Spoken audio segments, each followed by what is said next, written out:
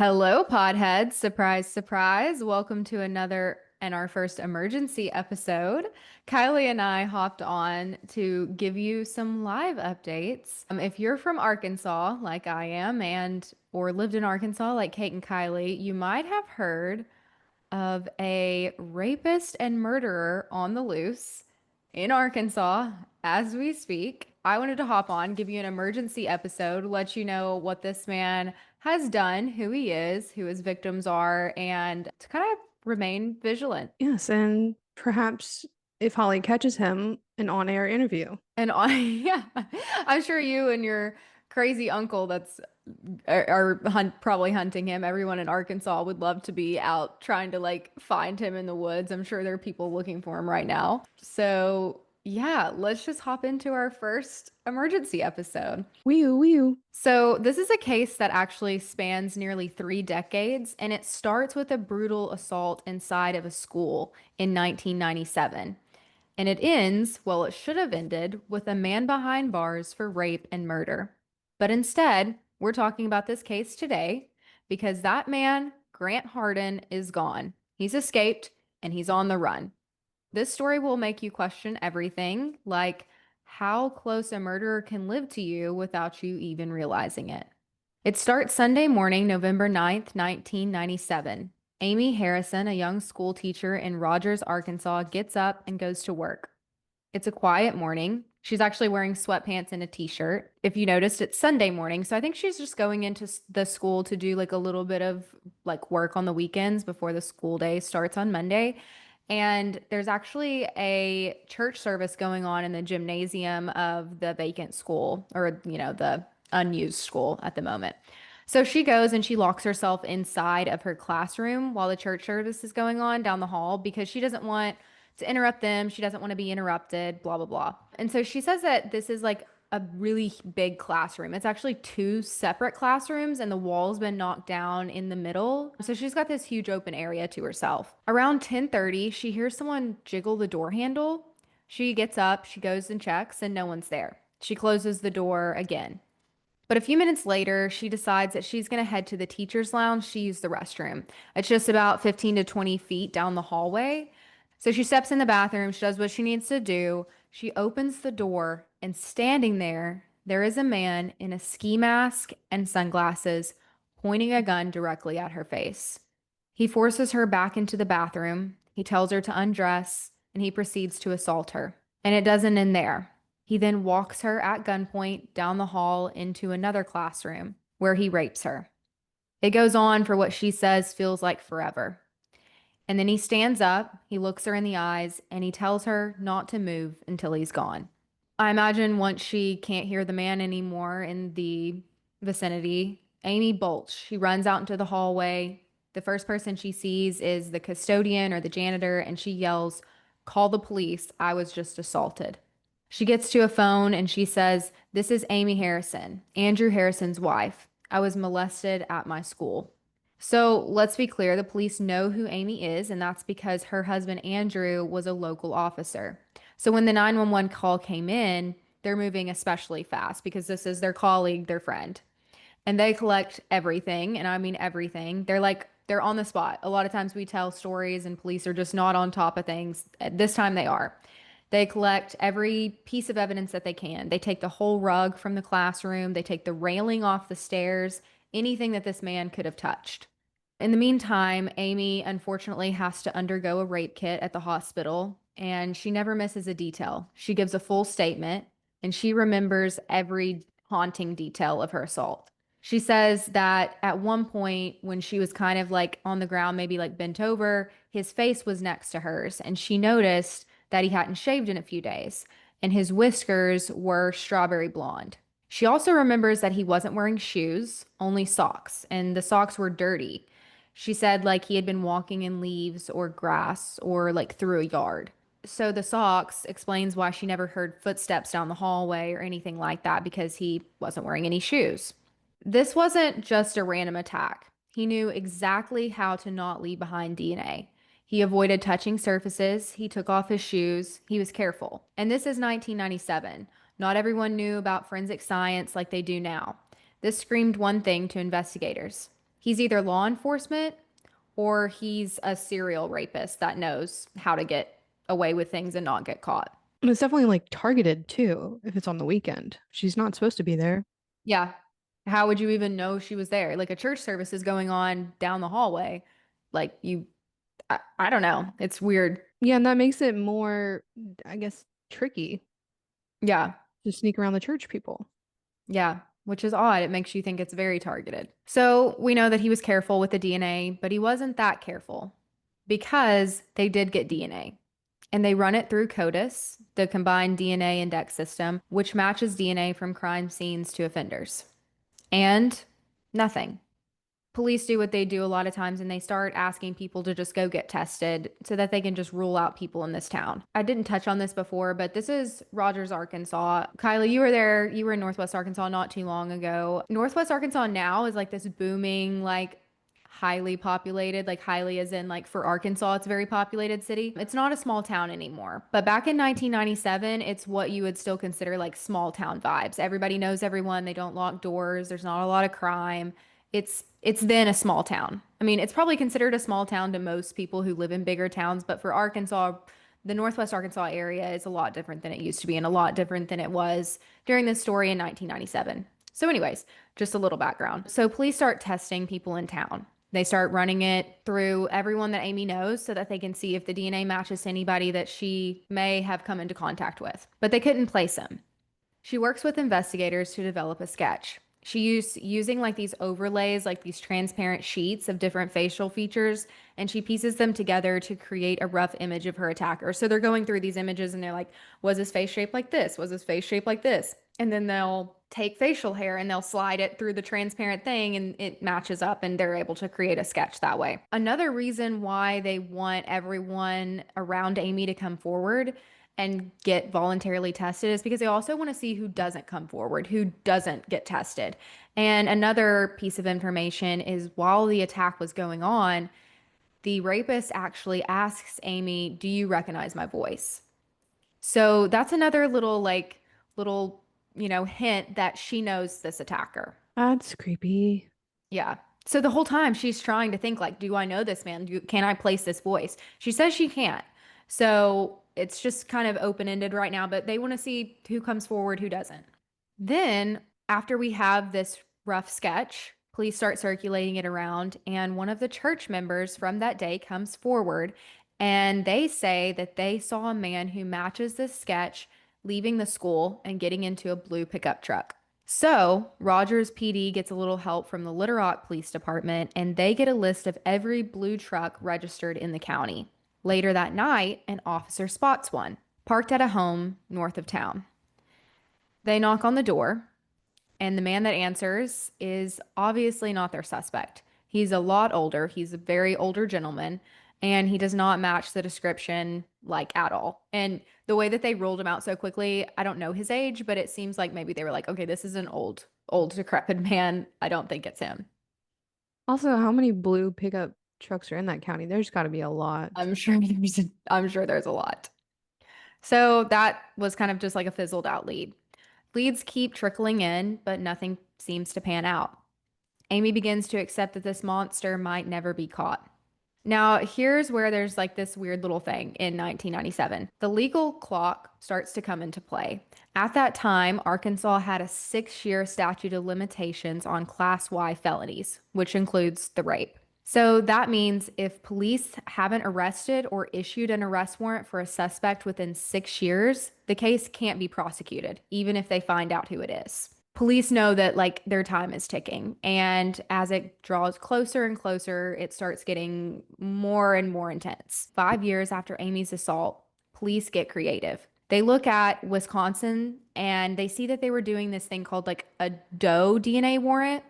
Basically, if you have a DNA profile that matches one specific person, which we know DNA profiles usually do, but you don't know who that DNA belongs to, you can actually write a warrant that names the DNA itself, and that will stop the statute of limitations because you have an arrest warrant for that individual. So it's kind of like a loophole in the law. So You can write an arrest warrant that says, blah, blah, blah, blah, blah, we're arresting this person. And to identify that person, you would put their sequence of DNA. So it's like this creative little loophole. That is very smart. Yes. So Arkansas is like, let's just see if we can do what Wisconsin's doing and just see if the judge will sign it. Arkansas police draw up this arrest warrant and the judge signs off on it. So their statute of limitations is stopped. I think it's called told. Is that right, Kylie? Legal term? I can't remember. I'm searching. So now they have to find the person who matches that DNA. Let's shift gears a little bit and jump forward. Now we are in Gateway, Arkansas, a tiny town near the Missouri line. At this time, there is a population of 405 people in this town. And for most of history, they've only had one law enforcement officer. Just one. They may have more now, I don't know, but when this happened, there's just one. And this man's name is Grant Hardin.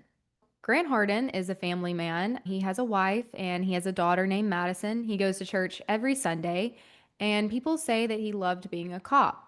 And his wife says that Grant's the only person she's ever trusted. But underneath that was a very different story. So Grant is very intense. He's muscular, he's authoritarian, he becomes the police chief, and he also becomes the town constable and also I think like a probation officer or some kind of corrections officer. So he's pretty high up in this like town, if you can call it high up. There are only 405 people, so He's basically running the whole town, though. yeah, basically running the whole town. And this man is aggressive. He kind of like abuses his power. He carries a gun on and off duty, and he pulls it on citizens. Any situation that he wants to. He would chase down cars, like pull people over for no reason. He'd chase cars for no reason. And then if he like got into like a traffic altercation with somebody, he would just like flash his service weapon at them. So he's like very much abusive of his power. That's the problem when you only have one cop. They have no one to answer to. Exactly. So in the spring of 2016, he actually got into a fight with a man named James Appleton.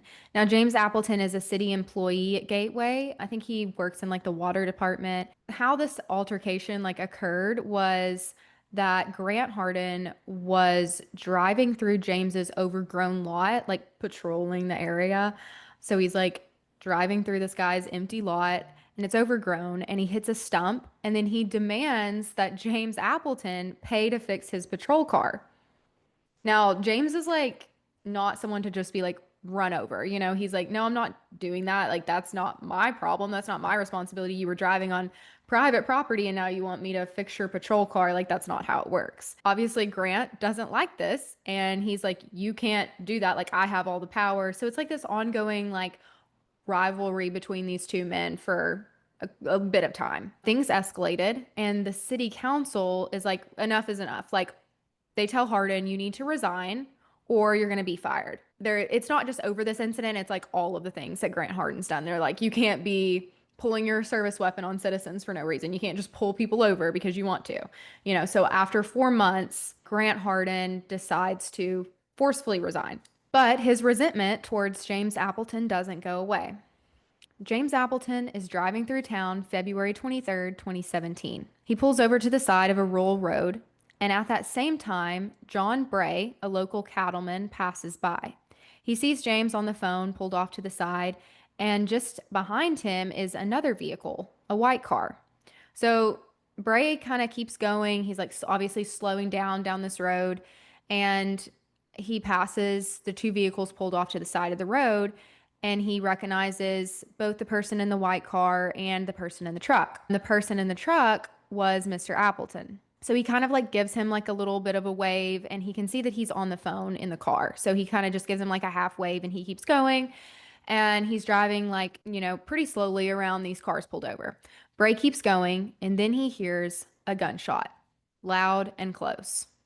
The white car speeds up and is now behind Mr. Bray. Then he sees the white car turn off to the left on a different road.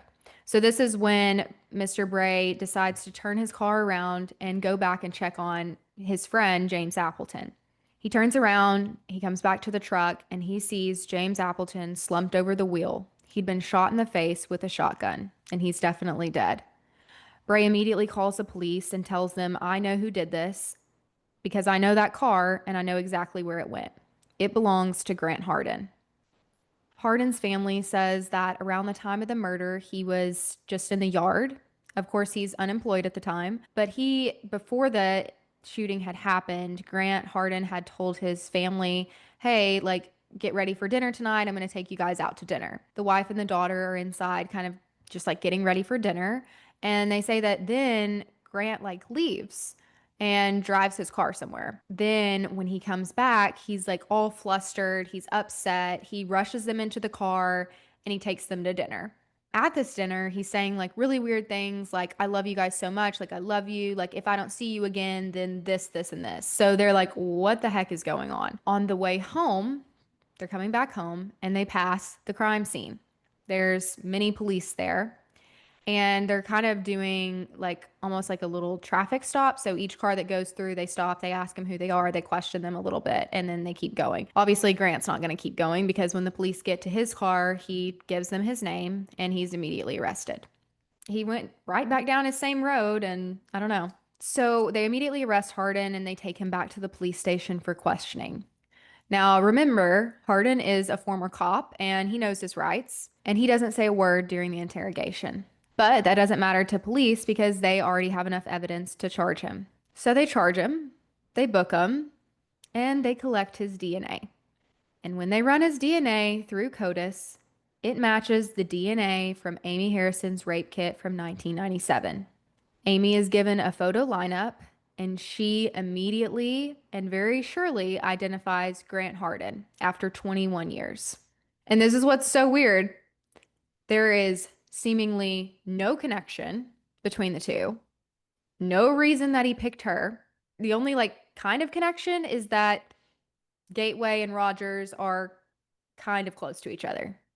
And that's it, which I find so weird. And there's never any explanation in anything that I have ever read about why he chose her, why he chose to walk into that school that day and rape Amy. Yeah, and she wouldn't have recognized his voice.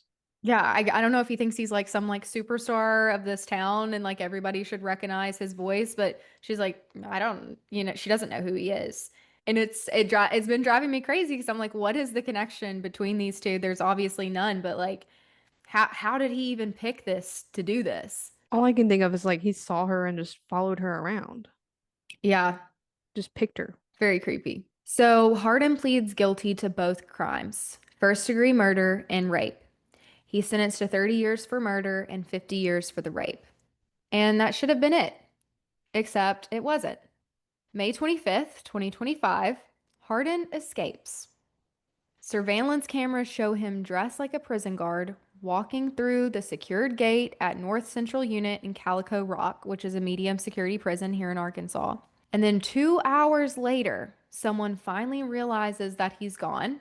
Obviously, it's like this mass search, and they say that Hardin has a major advantage. He knows how law enforcement operates.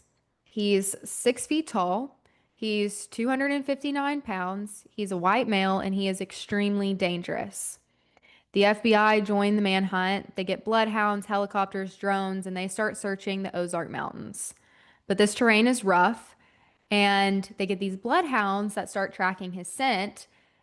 And then we get major rainstorms last week. They have completely lost his scent and they're aimlessly searching all around Arkansas. And for those of you that have never been to Arkansas, there are a lot of rural places everywhere you go. And the terrain is pretty rugged. So the FBI started off offering a $10,000 reward for any information leading to his arrest. And then after a couple days, that was up to $20,000. They're still searching for him as of right now. I have no words. It's insane. Like, what a fail. He walked right out. There's a picture of him and he like has this little like dolly thing, like acting like he's carrying stuff out of the prison. He has on this all black uniform. It says something on the back. I don't know what it says, but it has something in white on the back.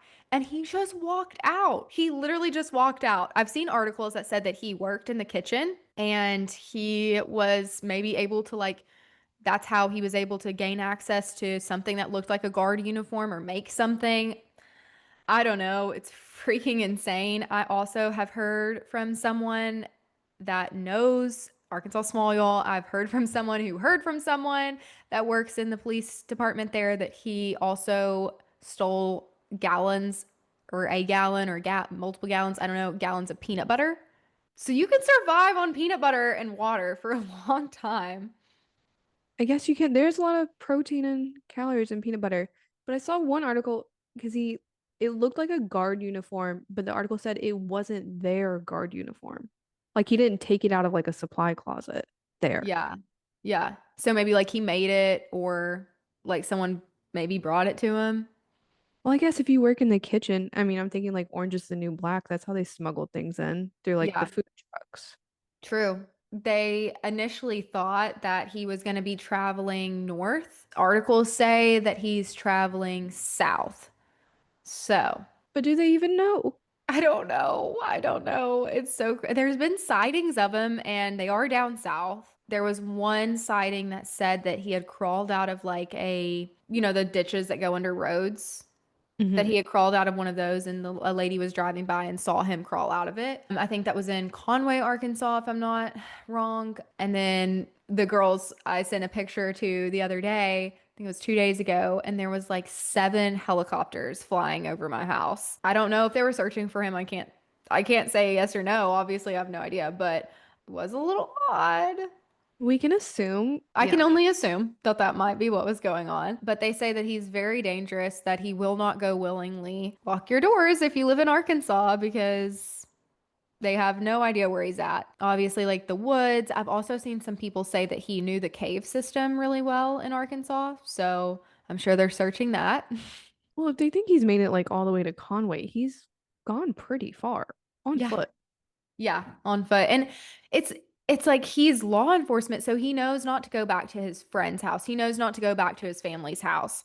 In my opinion, I don't think anyone's helping him. I don't think he has access to a vehicle because I think that we would have heard about it. We would have like be on the lookout for a white pickup truck or something like that. Somebody would have their vehicle stolen.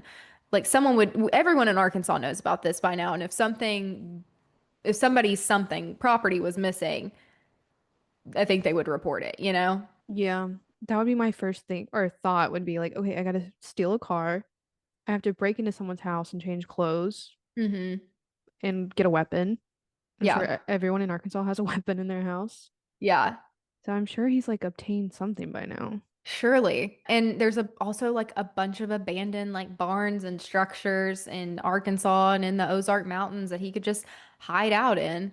So he's on the loose. And if you're in or around Arkansas, even in the Missouri area, anywhere around Arkansas, whatever the hell the states are around, be on the lookout. He's 6 foot tall. He's 259 pounds. He's a white male. In the pictures that they're putting out, he's bald. I don't know if he can grow hair if he chooses not to, but he's bald in the pictures. We will keep you updated about this case. I surely will because I'm sitting here in around central Arkansas right now. And if you have any information about his whereabouts, obviously you already know, call the FBI immediately.